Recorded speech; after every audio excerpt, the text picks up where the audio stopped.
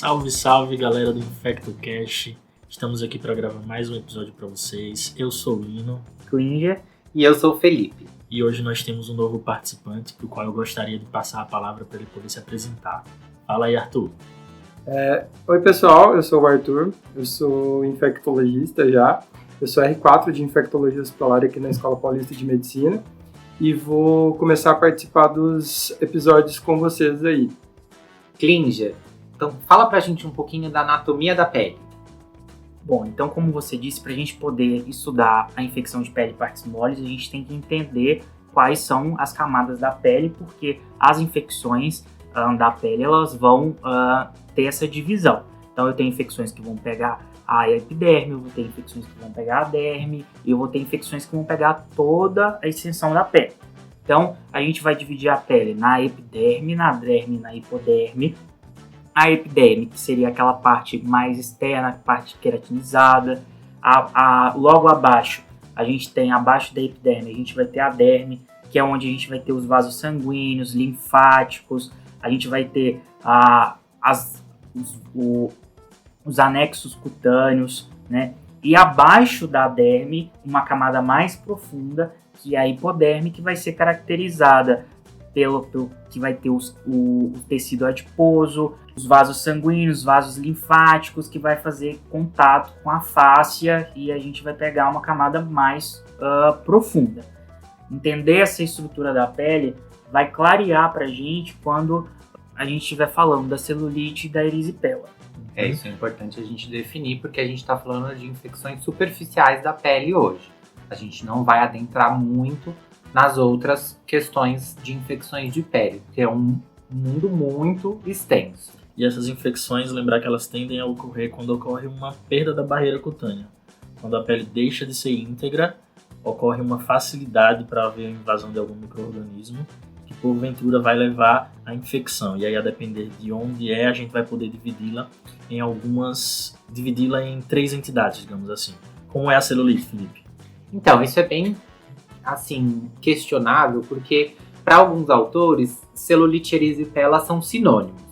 Então, o termo celulite, ele é uma inflamação do tecido cutâneo, onde eu não tenho adjunto a isso o acúmulo de pus. Uma inflamação, então, lembrar daquela parte lá da patologia quando a gente fala dos sinais flogísticos, onde a gente tem as lesões de pele. Então, o meu sistema é o tecido cutâneo e ele vai estar envolto por exudato inflamatório. No caso da erisipela, a diferença da celulite para a erisipela para alguns autores é que a erisipela ela é uma infecção mais superior do que a celulite. A celulite ela é uma infecção mais difusa, em que eu vou acometer uma maior área da minha pele. E para outros, como eu disse, a erisipela e a celulite são sinônimos. E aí tem o abscesso. O abscesso é essa também inflamação que é causada por uma infecção, um insulto infeccioso, e que acaba acumulando pus. E é bom a gente lembrar que para o desenvolvimento dessas infecções de pele e partes moles, a gente tem alguns fatores de risco, né, que são, que na maioria dos casos a gente sempre vai encontrar, na nossa anamnese, a gente sempre vai conseguir tirar algum fator de risco que os pacientes eles vão ter para desenvolver essas infecções, principalmente aqueles pacientes que têm essas celulites erisipelas de repetição. Pacientes obesos, pacientes com insuficiência venosa periférica, pacientes com alterações, porque normalmente a celulite e a erisipela são muito mais frequentes em membros inferiores do que em outras partes do corpo, né? A gente tem também celulite na barriga, celulite nos membros superiores, na face, que são entidades também importantes, mas o corriqueiro da prática clínica de pronto-socorro e enfermaria é uma celulite de membros inferiores. Então, pacientes que têm unhas em mau estado de conservação, onicomicose, que é fungo na unha, ou lesões interdigitais, são portas de entrada para os micro-organismos. Outra coisa muito importante, um paciente que tem linfedema, que tem alguma dermatose, psoríase, tem uma úlcera crônica já por insuficiência venosa, pacientes que têm uma porta de entrada, né, como o Felipe falou, para que o micro-organismo adentre na pele e aí sim cause a infecção. E esse linfedema, lembrar, principalmente causado por por ressecção cirúrgica, né, radioterapia, que muitos pacientes oncológicos eles vão desenvolver celulite erisipela de repetição pós-ressecção, pós-tratamento. Nós falamos basicamente de fatores locais para a pessoa desenvolver, mas também temos os fatores sistêmicos, né? Indivíduos imunocomprometidos, diabéticos, pacientes com HIV, além de outros fatores. Traumas recentes. Imunodeficiências primárias. Algumas exposições também, né? Alguns pacientes vão para a praia, né? Existem aquelas bactérias que bem exóticas que a gente vê, alguns pacientes que já têm alguma imunodeficiência, diabetes, alguma coisa que vão para esses lugares e acabam pegando também celulite erisipela, algumas bactérias mais fatidiosas que a gente também pode encontrar. Então, mordidas de animais, tudo isso são diversos tipos de celulite erisipela. Hoje a gente vai tentar focar na celulite erisipela mais simples, que é o comum da prática clínica. E para a gente pensar nisso, como o Lino tinha falado, a gente está falando de uma quebra de barreira. Então, normalmente, os micro-organismos são os micro-organismos que já vivem normalmente na nossa pele. São os micro-organismos que normalmente colonizam a nossa pele, mas que quando tem uma quebra da barreira, eles acabam adentrando as camadas mais profundas, né? E acabam fazendo essas infecções. Arthur, fala pra gente os micro-organismos mais comuns envolvidos na celulite erisipela e abscesso. São basicamente os estafilococcus e os streptococcus, né, em suas variações, que são os micro-organismos que, como o Felipe falou, que a gente tem na nossa pele, que são colonizantes mesmo. E a gente tem alguns outros micro-organismos que são mais raros, até mesmo Cândida, mas basicamente o que a gente tem que pensar primeiramente são nesses dois micro-organismos, né? No strep e no estáfilo. Sendo que a maior parte delas é causada pelo Streptococcus pyogenes, né? Streptococcus beta-hemolítico do grupo A, B, C, G e F geralmente são os mais comuns. Nas infecções que temos um foco purulento, nos abscessos, o mais comum é o Staphylo aureus, tá, gente? E alguns eles são associados a coisas mais específicas, tipo víbrio, a pacientes que tiveram exposição à água do mar, como o Klinger falou. Bacilos gram-negativos não são tão comuns assim, são mais presentes nos pacientes imunocomprometidos, que estiveram em serviços de saúde. Clostridium, por exemplo, pensando na fascite necrotizante, ou na gangrena gasosa, quando a gente está pensando que o paciente ali fez uma depilação e aí acabou evoluindo com um comprometimento mais extenso. A gente também pode ver a pseudomonas fazendo ectema gangrenoso e também, que não é tão comum, mas a gente vê, são micobactérias não tuberculosas, né, que principalmente o Mycobacterium marinum e o Serans, que podem também ter um diagnóstico diferencial e que a gente às vezes acaba negligenciando. E lembrar dos anaeróbios, né, principalmente nos casos de mordedura, né, por cães e gatos, os Fusobacterium, a Pasteurella, são todos anaeróbios que a gente vai tentar cobertura aí, quando a gente for falar de tratamento. Isso que o Arthur falou é muito importante, porque quando a gente pensa num agente etiológico, numa celulite erisipela, a gente tem que pensar no tempo de evolução dessa celulite erisipela. Aí a gente já começa a falar também da parte da apresentação clínica dessa celulite erisipela e abscesso. Então, pensando nesses micro-organismos que já são colonizantes de pele, numa quebra de barreira, a gente está falando de uma evolução aguda, uma evolução onde o paciente tem uma porta de entrada e começa sintomas em 24, 48 horas, no máximo 72 horas, e acaba evoluindo para um quadro onde a gente tem um eritema, uma dor local, pode evoluir até com sinais sistêmicos, uma síndrome da resposta inflamatória sistêmica, né?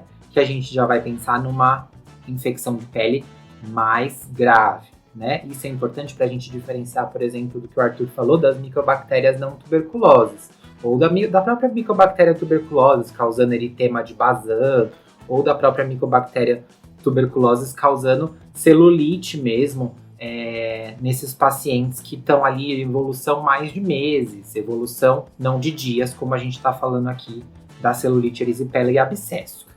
Classicamente, a celulite e a erisipela elas podem diferir em relação ao tempo de apresentação. Como o Felipe falou, ambos são quadros mais agudos. Mas a celulite, digamos que ela evolui em horas a dias, enquanto a erisipela evolui mais rápido, em horas. O paciente pode manifestar sintomas sistêmicos tipo febre, ter uma toxemia, e só depois, de fato, aparecer a lesão na pele, sabe? Bom, e para resumir para o pessoal, então, quais são as diferenças entre a erisipela e a celulite? Lembrar, então, que a erisipela é uma infecção superficial e a celulite é uma infecção profunda.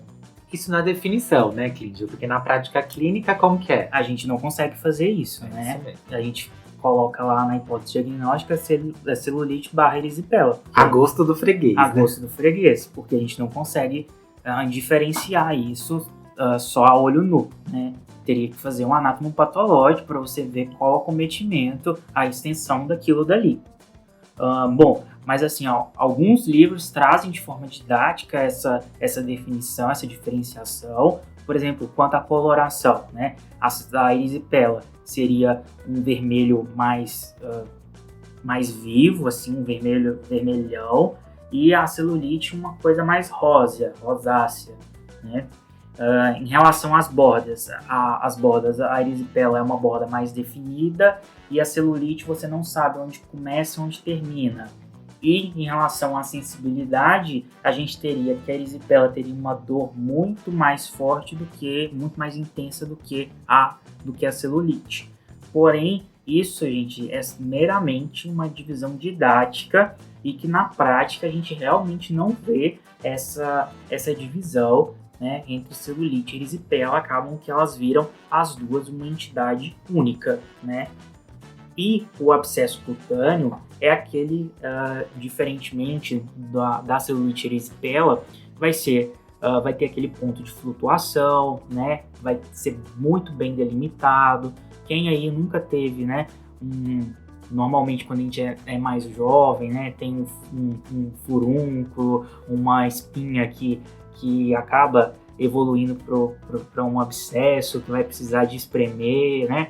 E depois a gente vai ver o tratamento, porque isso já faz parte da nossa cultura, né? O espremer o abscesso, a gente drenar, o controle do foco, né? Que é um dos princípios fundamentais da infectologia, a gente controlar o foco. E às vezes o abscesso não tá bem na cara, né? Tipo, mais profundo você não consegue ver, para ver você precisa de um ultrassom, de algum exame de imagem, para você notar que de fato tem um abscesso ali, que tem uma coleção encistada, uma coleção encapsulada que vai precisar ser drenada. Exato. Superficial assim, às vezes não chegou já no ponto de flutuação, só tá um nódulo eritematoso que ainda vai precisar amadurecer, digamos. Então, já que você começou a falar disso, Lino, vamos falar um pouquinho agora sobre os métodos diagnósticos das infecções de pele e partes moles, galera. Então, assim, pessoal, quando a gente fala de infecção de pele e partes moles, essa é das infecções onde a gente menos vai conseguir delimitar qual é o agente etiológico propriamente dito. Por isso que o que o Arthur falou sobre os micro-organismos mais prevalentes, é muito importante a gente guardar isso na cabeça, porque normalmente a gente vai tratar empírico e vai avaliar se o antibiótico está certo ou não por melhora clínica do paciente, clínica e laboratorial, claramente, né? Então, assim, começando pelos exames iniciais que a gente pode falar, a gente tem marcadores inflamatórios, principalmente a proteína C reativa. A procalcitonina, ela não é validada para infecção de pele e partes moles, tá, galera? Então, pode ser que a infecção de pele e partes moles, ela esteja bem comprometida e o paciente não tenha níveis alterados de procal, tá? Uma dúvida interessante que a gente vê no pronto-socorro, muito pessoal perguntando pra gente, é a respeito da hemocultura, né? Porque a hemocultura, ela só deve ser coletada naqueles pacientes que acabam desenvolvendo sepse, né? Ou já dão entrada no pronto-socorro, um quadro de sepse. Agora, no pronto atendimento, que você vai atender um quadro leve, moderado, sem disfunção orgânica, não tem indicação de hemocultura, porque a chance de você recuperar um micro-organismo de uma infecção de pele e partes moles na hemocultura sem disfunção orgânica importante é muito pequena. É bem legal isso que o Clídio falou, pessoal, porque vamos pensar. A infecção de pele e partes moles, como a gente está falando desde o início, é uma quebra de barreira. Então ela vem normalmente de fora para dentro e não de dentro para fora. Para a gente ter uma hemocultura positiva, a gente precisa do micro-organismo na corrente sanguínea, para eu conseguir captar esse micro-organismo. É claro que existem micro-organismos vivendo na derme, na epiderme, na hipoderme, e que podem gerar a positividade de hemoculturas por uma certa contaminação ou porque eles vivem ali. Isso pode acontecer, mas normalmente a gente vai solicitar a hemocultura para avaliar os micro-organismos que estão dentro da corrente sanguínea. Então a gente precisa que o micro-organismo esteja disseminado. Normalmente a gente vai ver celulite erisipela como quadros mais localizatórios. Então, no membro inferior, na face, no abdômen, no membro superior, na mão. Então, a positividade de hemoculturas, ela é muito baixa nos quadros localizados. Só 10% dos pacientes vão ter as hemoculturas positivas. E lembrando que a gente está falando de pacientes imunocompetentes. Dentro de um contexto de neutropenia febril, de um paciente que está imunodeprimido, é importante a gente tentar resgatar esse micro-organismo para a gente direcionar o tratamento para a gente ter um tratamento mais adequado. A gente falou do diagnóstico microbiológico em relação às hemoculturas, mas lembrar que essas condições especiais, principalmente nesses pacientes mais graves que a gente falou, nos imunocomprometidos, às vezes é necessário fazer o diagnóstico microbiológico na análise por biópsia ou por aspiração do material que você eventualmente drenou, da pus que você drenou. Mas, por favor, não vamos coletar swab de uma celulite. Passar lá o swab, mandar para a cultura. Isso é muito cringe, como a gente fez naquele nosso post do Instagram. Não tem rendimento, vai mostrar muitas vezes a bactéria, a flora contaminante da pele e não reflete necessariamente o micro-organismo que está causando infecção. Então, diante da necessidade de coletar uma cultura para comprovar qual é o agente etiológico, a gente vai fazer uma biópsia ou então uma cultura do material que foi drenado. Um procedimento ascético. Mesmo assim, o rendimento não é muito grande, 20 a 30% dos casos que vão ser positivos. Mas por que é importante? Sei lá, um paciente mais grave que você não pode se dar o luxo de ter uma falha terapêutica, um paciente que já teve uma falha terapêutica também e aí internou mais grave, você vai querer saber o que é que está causando para poder direcionar melhor o seu tratamento. Inclusive também nos casos de pacientes que estão sujeitos a um risco maior de ter uma infecção por um estafilometicilino resistente, por exemplo, um MRSA. Nessas populações, pacientes que frequentam serviços de saúde, dialíticos, por exemplo, usuários de drogas intravenosas, nesse caso aí que tem um risco maior de ter um MRSA, é muito importante guiar seu tratamento. Lembrando que além da clínica, além do diagnóstico microbiológico, a gente pode lançar mão dos exames de imagem, né? Fala aí, Felipe, um pouquinho, por favor. Bom, então a gente tem que sempre pensar assim, toda celulite, toda erisipela, eu vou precisar fazer um exame de imagem, eu vou precisar fazer pelo menos, a gente acaba vendo muito no pronto-socorro, né? O paciente está com uma celulite, então eu preciso fazer um ultrassom. Ou o paciente tem um abscesso, eu preciso fazer uma tomografia para delimitar esse abscesso. Não é sempre que a gente obrigatoriamente precisa fazer esses exames de imagem, tá, pessoal? A gente precisa sempre ter em mente qual é o nosso paciente. Então, o que o Arthur falou é bem importante. Pacientes que são imunocomprometidos, quando tem um abscesso, a gente é sempre mais invasivo. A gente vai querer saber qual é o micro-organismo, a gente vai querer ver a extensão desse abscesso. Então, normalmente, a gente vai pedir uma tomografia. Principalmente se esses abscessos acometem face, extremidades e próximo às articulações, porque aí a gente pode ter um abscesso complicando com uma pioartrite. A gente pode avaliar isso tanto com a tomografia quanto com o ultrassom, que é um exame mais barato e às vezes mais comum de ter do que a tomografia. Ultrassom muito interessante para ver também se tem abscesso, né, como eu tinha dito anteriormente, né? Às vezes uma radiografia, se você não tiver disponibilidade de uma tomografia, para avaliar se tem osteomielite ou não nas infecções mais profundas. No caso da osteomielite, sempre lembrar que o exame de imagem de escolha é a ressonância magnética, tá? Mas a gente não vai estar falando disso agora, porque a gente pode até gravar um episódio para vocês de osteomielite, mas a gente está falando agora de infecções superficiais. Nossa, outra galáxia. Uma outra coisa que é importante, quando acomete face, como o Felipe falou, diferenciar a celulite pré-septal da celulite orbitária, né? Na celulite orbitária, a gente ultrapassa o septo, né? E você tem uma associação maior de trombose de seio cavernoso, que é uma complicação bastante comum e bastante grave na celulite orbitária. E isso aí a gente pode distinguir tanto na história quanto no exame físico. Um paciente que relata uma dor à movimentação ocular, às vezes ele tem dificuldade de movimentar a musculatura extrínseca ocular ao exame e também pode apresentar proptose. É um caso especial. E uma outra celulite que a gente tem que se preocupar também é uma celulite que acomete o nariz ou a região perinasal, porque tem um risco de fazer uma tromboflebite séptica, porque os vasos, as veias dessa área, eles não são valvulados. E aí pode acabar atingindo o sistema nervoso central.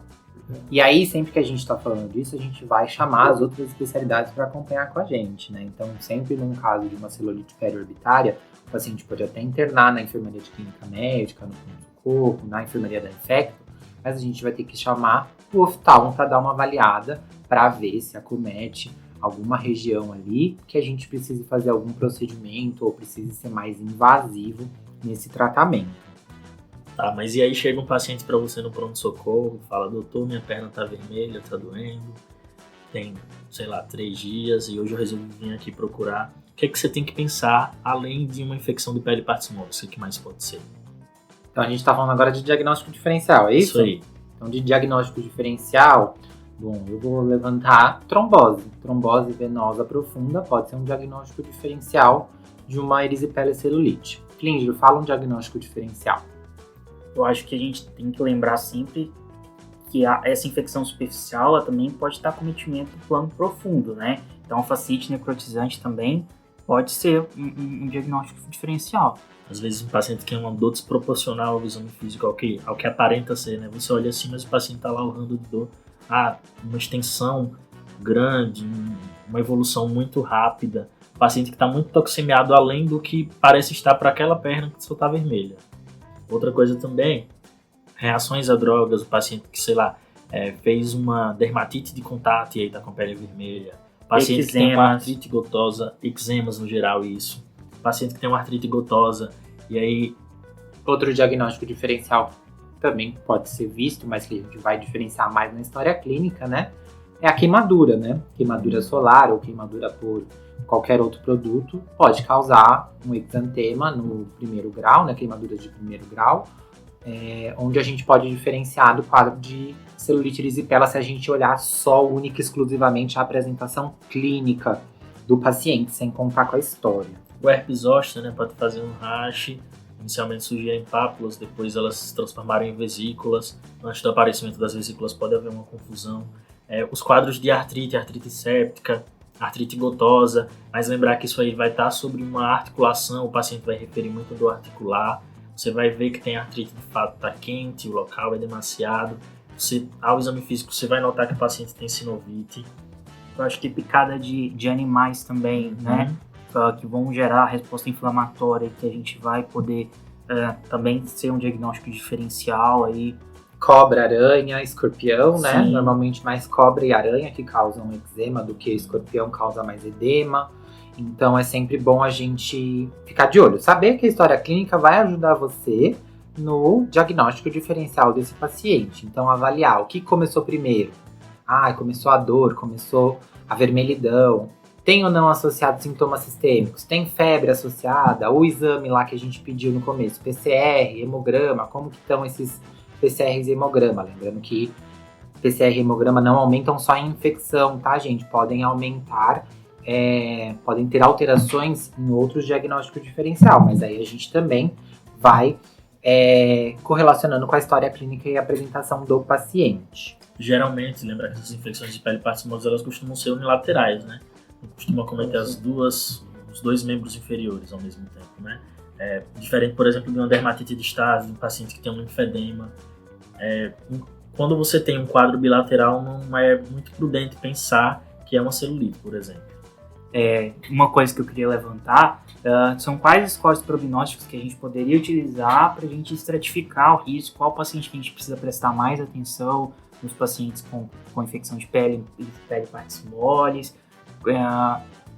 E o que a gente utiliza é o Ellery-Neck, né? Que é um score é um score laboratorial de risco de progressão dessas infecções para a fascite necrotizante. Então, a gente lembrar que a fascite necrotizante ela pode começar só com uma infecção superficial, né? E essa infecção superficial ela pode progredir para planos profundos e, dependendo de como essa infecção ela se apresenta inicialmente, a partir desse risco laboratorial que esse score ele vai utilizar do PCR, leucócito, hemoglobina, sódio, creatinina, glicose, a calculadora, né, que a gente pode jogar no Google e já sai esse score, ela vai estratificar em risco baixo, moderado e alto, e aí a gente consegue estratificar esse paciente e prestar atenção. Bom, se o paciente ele já tem um score de risco mais alto, vai ser aquele paciente que a gente vai deixar ele em observação, né? Você não vai mandar para casa com antibiótico oral, você vai optar por estar fazendo uma antibiótico terapia venosa, observar ele 2-3 dias para depois transicionar para um antibiótico oral. Se o paciente tem um risco baixo, você fica mais tranquilo de fazer uma antibiótico terapia e mandar para casa. Então o ERINEC, ele te ajuda a poder estratificar esses pacientes com base no risco laboratorial. Feito isso, você fez seu diagnóstico, estratificou o risco do paciente. E aí, como é que a gente trata, né? Então, a gente tem agora... A gente está seguindo aqui, só para contextualizar vocês, a gente está seguindo principalmente a diretriz do IDSA de 2014 para infecções de pele e partes moles, trazendo para vocês principalmente abscesso, celulite e erisipela. E aí, então... Nesse algoritmo, a gente vai primeiro dividir em infecções purulentas e infecções não purulentas. Então, no caso das não purulentas, a gente tem a celulite e a erisipela que a gente está falando hoje, né? Então, celulite e erisipela leve, o que seria um quadro leve? Quadro que não tem acometimento sistêmico, é um quadro localizado, um quadro onde o paciente não tem alteração do exame laboratorial, onde no meu exame clínico ele está localizado só no membro inferior ou em alguma outra parte que não seja face, tá? E aí a gente pode pensar em dar alta para esse paciente para casa com antibiótico oral. Qual antibiótico a gente vai pensar, Arthur? Os antibióticos que a gente pode utilizar é a penicilina, né? Então, aqui no caso a gente usa amoxicilina, clindamicina e uma cefalosporina de primeira, né? Então, no caso, a gente está pensando aqui principalmente nos estreptococos, né? Para cobrir estreptococos de comunidade, onde a gente não vai ter resistência, né? Sim. São estreptococos que são sensíveis à amoxicilina, são sensíveis à cefalexina e são sensíveis à clindamicina. A gente sempre tem que pensar como que esse paciente vai tomar o antibiótico. Então, assim, a clindamicina e a cefalosporina normalmente são de 6 em 6 horas, de 8 em 8 horas. Todos esses antibióticos são de 8 em 8 ou de 6 em 6. Obrigatoriamente, a cefalexina é de 6 em 6, a moxi e clinda de 8 em 8, podendo ser estendida a clinda para de 6 em 6. E a gente tem que pensar se esse paciente ele é um paciente que vai tomar o antibiótico, porque isso é importante, porque isso pode comprometer o seu tratamento.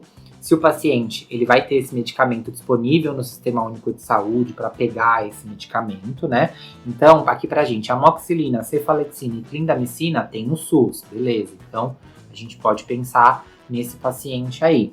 E a gente tem que pensar nos possíveis efeitos colaterais também, né? Pensando que a clindamicina é desses três aí o que mais dá efeito colateral, principalmente gastrointestinal. Que o paciente fica, assim, pode ter bastante diarreia, pode ter gosto metálico na boca, dor abdominal e isso atrapalhar no nosso tratamento. Acaba que a amoxicilina também tem apresentação de 12 em 12 horas e acaba sendo a melhor alternativa nesse caso, né? Porque tem uma posologia melhor e tem menos efeitos colaterais. E aí, no caso, nessa apresentação, a gente tem o ganho de ser com clavulanato, né? Que é a apresentação de amoxicilina com clavulanato de 12 em 12, onde a gente vai poder ganhar outros agentes etiológicos também. Então, a gente vai estar cobrindo não só o Streptococcus, mas também a gente pode cobrir alguns anaeróbios e também, por exemplo, mordidas de cães e gatos. Já nos casos moderados, quando o paciente tem sinal sistêmico de infecção, ataque cardíaco, tem uma leucocitose importante, febril, nesses casos a gente vai usar ou uma penicilina venosa, tipo penicilina cristalina, ou uma cefalosporina de terceira, como a ceftriaxone. Uma outra alternativa é a cefazolina, e a clindamicina intravenosa também pode ser usada para esses casos. Nesses casos, a gente está pensando na flora, sempre pensando nos streptococcus, que a gente falou lá no começo, que são os principais agentes da celulite da erisipela. A gente não está falando de infecções que causam abscessos, a gente ainda não está nessa parte, tá, gente? E aí, passando para outra classificação, é que a gente vai falar dos pacientes que chegam com infecção severa. Normalmente, esses pacientes com infecção severa são os pacientes que já têm fascite necrotizante, pacientes que já têm disfunção múltipla de órgãos. Nesse paciente, a gente tem que ampliar o espectro, não basta só pensar nos streptococcus, a gente tem que obrigatoriamente pensar no staphylococcus.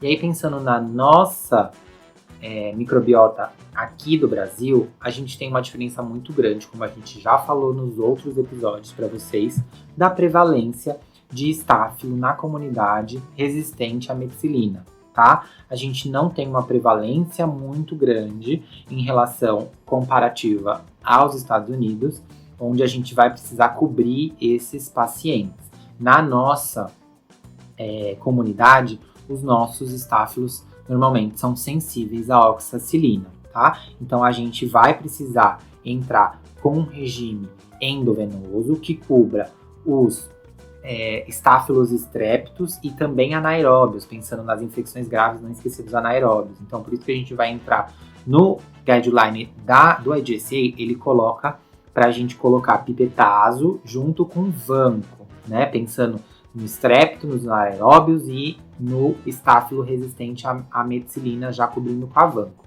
Pra gente aqui, dependendo da sua coorte de pacientes, não é errado entrar com oxacilina empírico para tratar o seu estáfilo endovenoso, junto com a ceftriaxone para você cobrir o seu streptococcus também, tá? Não é errado. Ou mero e oxa, não é errado, tá? Não é redundante, a gente tem que pensar que a terapia de escolha para os estáfilos que são sensíveis à meticilina é a oxacilina. E aí eu preciso cobrir os outros agentes, o streptococcus, eu vou cobrir ele com o meu pipetazo, com o meu meropenem, mas eu não posso deixar nenhum dos dois descobertos na infecção severa.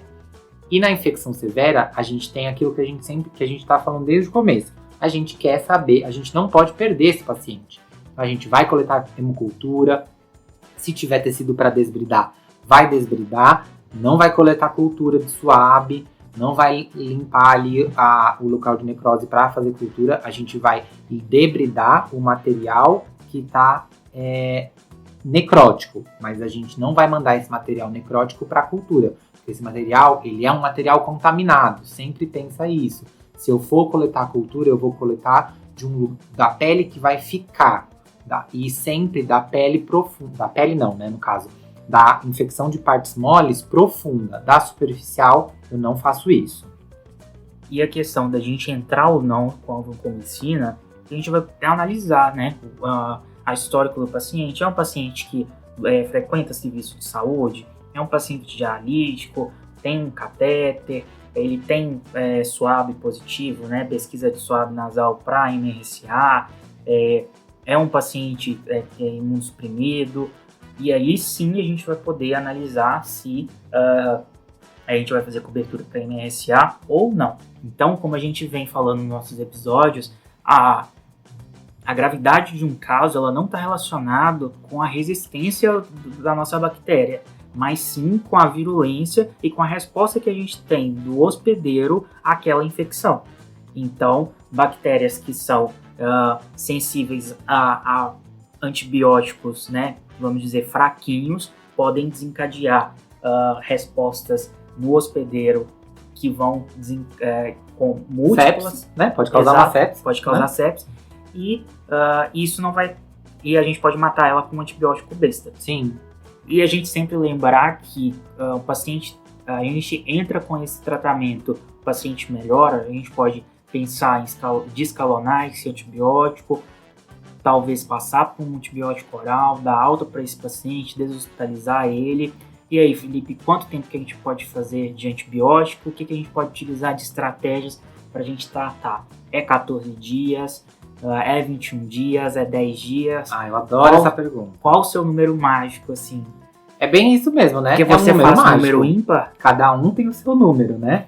Tipo, eu gosto de 7, mas a bactéria, então, Mas é a porque- replicação da bactéria é em múltiplos de 7. 7, 14 ou 21. Eu já escutei um médico falar que gosta de 7 porque Deus criou o mundo em 7 dias. Então, por isso, ele acha esse número muito perfeito, cabalístico, né? Essa é Gostei da explicação. Uma explicação com Evidência. evidência. Com evidência. Isso. Não é científica, mas é evidência. Então, vamos lá. Pensando nas infecções não purulentas, leves, aquela que a gente mandou para casa, eu posso dar cefalexina, 500 miligramas de 6 em 6 horas por 5 dias e tá tratando. Ah, mas aí o meu paciente ele ainda tá com dor, ele ainda tá vermelho. Lembra que o infiltrado inflamatório, ele não necessariamente vai resolver como um todo no tempo de tratamento. Se você teve melhora a partir da introdução do antibiótico, você pode parar o antibiótico antes de toda a resolução do seu quadro. É claro que a gente sempre tem que poder explicar isso para o paciente, né? E ter uma retaguarda para esse paciente, caso piore ou não responda, voltar para a gente reavaliar. Nos casos, então, leves, tratamento de 5 a 7 dias. Aí vai a escolha do médico. No caso das celulites e das erisipelas moderadas e graves, a celulite moderada e grave são tratamentos endovenosos, a gente pode iniciar esse tratamento, principalmente na moderada, com uma terapia de 72 horas endovenoso, se o paciente teve resposta a completar 7 dias via oral, ou estender para 10 dias, mas podendo descalonar para via oral. Na severa, a gente pode estender esse tratamento de 14 a 21 dias. Na severa, esse tratamento ele é maior, porque eu vou ter, normalmente, tecidos onde eu vou precisar debridar, ou materiais, coleções onde eu vou precisar limpar. Então, sempre lembrar, foco. Eu tenho foco, eu preciso limpar esse foco, que vai ser principalmente o nosso trabalho nas infecções que a gente vai falar purulentas. Então aí a gente vai começar agora falando das infecções purulentas. Então, dividindo novamente em gravidade, falando do abscesso leve. O abscesso leve é aquele furúnculo. Qual que é a diferença de um abscesso para uma pústula? O tamanho, sempre lembrar disso, né? Então, o abscesso, eu vou ter lá uma resposta inflamatória localizada. Então, qual que vai ser o tratamento que eu vou dar para esse paciente, Lino? Então, para um abscesso, vai parecer até estranho falar: o paciente vai receber alta. Você drenou o abscesso, beleza, você já tratou, drenou, limpou, tá tratado. Aí o paciente, doutor, não vou sair nem com antibiótico. Não precisa, é um abscesso simples. Não é na face, não é um abscesso, sei lá. Próximo de articulação. Um abscesso puramente simples, basta drenar.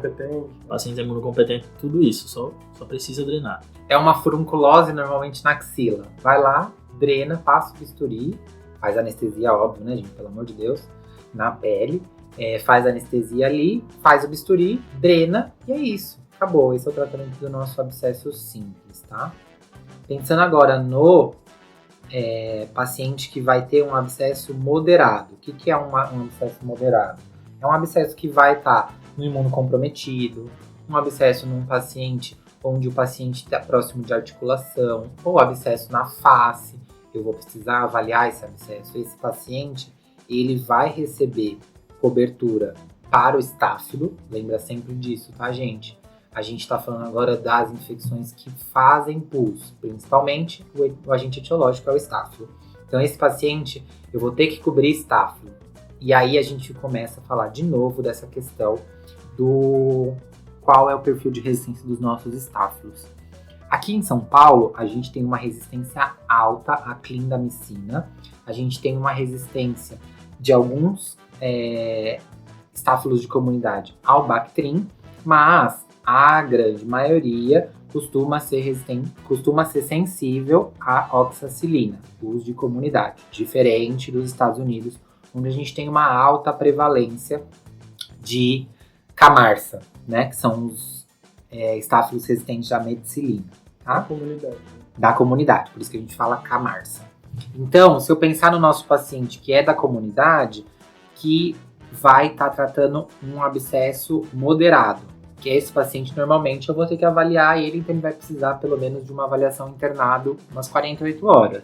Se ele é sensível à meticilina, o que eu posso usar? Ih, já quase cantei a bola aqui, ó. Como o Felipe já quase deu um spoiler, a gente pode utilizar, enquanto ele estiver internado, a gente usa oxacilina, e ele estando em condições de alta, a gente pode liberar ele para casa com a cefalexina ou a amoxicilina com clavulanato. E a gente lembrar também que não só oxacilina, né? Outras drogas. Cefazolina também. Cefazolina, né? Pegaria tranquilamente. É mais conforto posológico para o paciente, fica menos volume. Isso vai, gente, da avaliação de quem é o paciente na sua frente. Se eu tenho um MRSA, ele vai obrigatoriamente internado num quadro moderado receber vancomicina ou teicoplanina, né? Aqui no Brasil a gente tem a opção da teico, nos guidelines americanos eles não usam teicoplanina. Ou a linezolida. Ou a linezolida, isso ou mesmo. Daptomicina. Que também foi liberada para pele e partes moles, isso mesmo. Mas eu, assim, gente, dar daptomicina para uma infecção moderada de pele e partes moles é praticamente um crime, né? Pelo preço da daptomicina. Mas isso vai de serviço para serviço, né? Se o paciente ele tem disfunção renal, então eu vou poupar a Vango, eu posso usar a Linê, que penetra muito bem em pele e partes moles e trata essa infecção, mas que também a via oral é cara. Então tudo isso vai da análise situacional que a gente tem do paciente, né? É muito importante a gente pensar isso. Mas tem um antibiótico que a gente não falou ainda aqui, que pode ser dado em alguns casos de MRSA para casa. Arthur, qual é o antibiótico? Meu preferido, a gente ama esse antibiótico. O Bactrim é um excelente antibiótico e que tem ação para MRSA. Então, se o antibiograma te permitir isso, se for sensível, pode tirar a vancomicina da alta do paciente com Bactrim com segurança. Então, às vezes as pessoas pensam assim, nossa, vai sair da vancomicina pro Bactrim, meu Deus, o paciente vai morrer. Não, gente, a gente conseguiu, a gente está falando num cenário onde o agente etiológico ele foi definido, onde eu tô sabendo quem é o meu agente etiológico. Ah, mas então quando eu não defino o agente etiológico, eu não posso descalonar? Também não é verdade. Se o paciente vem e melhora, e na transição, para terminar o seu tratamento, eu posso trocar para um antibiótico descalonar, não é um crime, tá? Isso é possível também pela análise de qual é o perfil de sensibilidade dos nossos agentes mais isolados. Isso é super possível, tá? Sempre lembrar que o tratamento, agora a gente está falando das infecções purulentas, então eu principalmente tenho que fazer controle de foco, né? Exato. Então antes da gente passar para a próxima parte, vamos lembrar também as doses que a gente não falou. A gente só falou quais são os antibióticos. A gente falou da cefalexina, que é 500 de 6 em 6. Lembrando que em pacientes obesos acima de 100 kg a dose recomendada é 1 grama de 6 em 6. Sempre lembrar disso.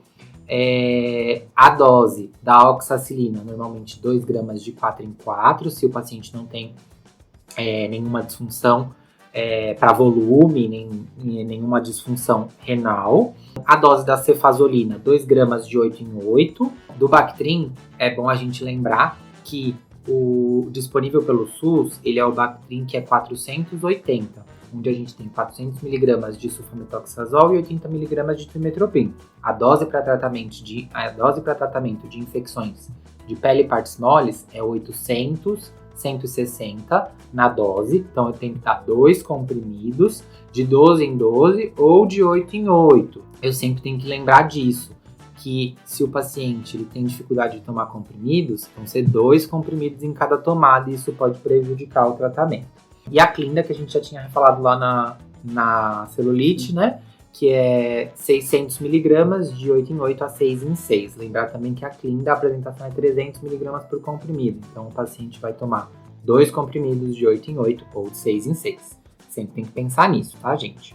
E agora a gente vai passar para a última parte, que é a parte de infecções purulentas. Então, abscessos de pele e partes moles superficial, normalmente abscessos que vão causar infecções severas. Esses abscessos severos são os que vão ter, então, sepse associada, né? São abscessos, normalmente, que podem acometer planos mais profundos, onde, na terapia empírica, eu vou ter que cobrir tanto estrépito, mas também estáfilo. Pelo meu perfil de sensibilidade, eu posso iniciar com vanco ou posso começar com oxa, como a gente já falou, dependendo do seu perfil de sensibilidade ou do paciente. Se é um paciente que frequenta muito serviço de saúde, eu tenho que pensar que ele tem um MRSA. Ou eu posso começar direto com Linê, se você tem disponível no seu hospital, já começa com Linê e ceftriaxone, mas isso vai de hospital para hospital. Mas eu tenho que pensar no meu perfil de sensibilidade. E eu vou também drenar esse abscesso em centro cirúrgico, num ambiente estéreo, para fazer a coleta de material e mandar para a cultura. Vou coletar hemocultura junto. E se ele é sensível ou resistente, como a gente já disse nas infecções moderadas, eu também posso descalonar para antibiótico sensível ou resistente, de acordo com se ele é MRSA ou MSSA. Acho que temos, né, pessoal? Bom, então acho que já falamos do tema de hoje, mas temos uma novidade para vocês. A gente vai começar nesse episódio um quadro que vocês vão poder participar com a gente. Hoje a gente resolveu trazer uma participação que não foi uma participação direta para isso, mas que participaram lá no nosso Instagram, no nosso último post. Não sei se vocês viram. Na verdade, se vocês estão escutando esse episódio mais pra frente, talvez não seja o nosso último post, mas é sempre bom lembrar. A gente fez um post sobre o que é cringe na infectologia. Tá famoso esse termo, né? Ser cringe. Então a gente fez um post sobre algumas coisas que são cringes na infectologia. E algumas pessoas tiveram dúvida do porquê que esses posts, porquê que essas recomendações são cringe. O que é ser cringe? É uma coisa que é ultrapassada, uma coisa que não deve ser feita. Uma coisa brega. Old fashion. Isso. Tipo, não faça. Então, o nosso quadro chama Bip da Morganella. Que você vai poder mandar uma mensagem pra Morganella e a gente vai escutar a sua mensagem e vai tentar responder. Tá na dúvida, você manda lá no Instagram, tá, gente? @InfectoCast. Também pode mandar pelo Twitter. Também estamos no Twitter, @InfectoCast. Mensagens diretas por voz ou escrevendo. Manda pra gente que a gente vai sempre ler no próximo episódio pelo menos uma dúvida de algum seguidor ou seguidora pra gente poder interagir mais com vocês, tá? Então, pra quem não segue a gente nas redes sociais, Arthur, quais são as nossas redes sociais? A gente usa a @InfectoCast tanto no Twitter quanto no Instagram. Não tem nenhum underline, nada, é InfectoCast no Instagram e no Twitter. E também nosso site, infectocast.com.br. Inclusive, todas essas doses, esses esquemas terapêuticos do episódio de celulite erisipela vai estar lá. Ótimo, bem lembrado, Clinge. Então, eu vou abrir aqui o post. Falaram que uma pessoa ficou em dúvida. Então, aqui, o Douglas Ribeiro da Silva disse que não entendeu muito o nosso primeiro post sobre o que é cringe na infectologia. Então, relacionado aqui ao nosso tema de hoje, que é a infecção de pele e partes moles, tem um aqui, suave de cultura para diagnóstico microbiológico de úlcera. Lino, fala pra gente por que a gente não tem que fazer isso. Esse de novo. Eu até dei o spoiler no meio do episódio, gente. A gente não faz suave da cultura. Esse aí eu até dei o spoiler no meio do episódio, gente. A gente não faz suave da ferida, suave da úlcera, porque não vai refletir necessariamente o patógeno que está causando aquela infecção, se infectado, né? Vai refletir mais uma contaminação, uma microbiota ali local, não necessariamente o patógeno que está causando a doença, que está causando aquele abscesso. Então, por favor, não vamos fazer isso. Tá na dúvida, quer saber, quer isolar qual o agente, biopsia nas condições que nós já discutimos ao longo do episódio, tá? Manda para a cultura e aí sim você vai ter o agente etiológico, está refletindo de verdade quem é o culpado pela infecção. Então, agora falando aqui eu tô lendo aqui também, que a gente colocou no post, qualquer equipamento com strass e unhas grandes ou de gel também é cringe na infectologia. Então, Klinger, fala pra gente por que é cringe ter essas coisas dentro do hospital. Então, nada contra quem usa, né? As meninas e os meninos que usam unhas em gel, equipamentos com strass, qualquer coisa. Porém, é muito porco, né? Usar Primeiro que você acumula bactérias tanto nas unhas quanto nos equipamentos e é de difícil limpeza.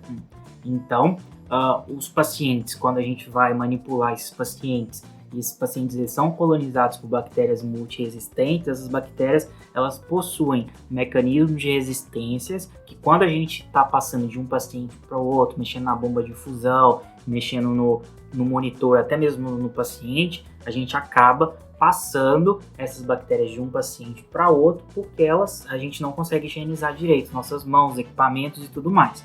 Então isso não pode utilizar. É onde a gente está tentando evitar a disseminação de germes multiresistentes. Então esses equipamentos eles podem fazer com que se forme biofilme e a gente transmitir germes multiresistentes entre pacientes. E isso é cringe na infectologia, tá?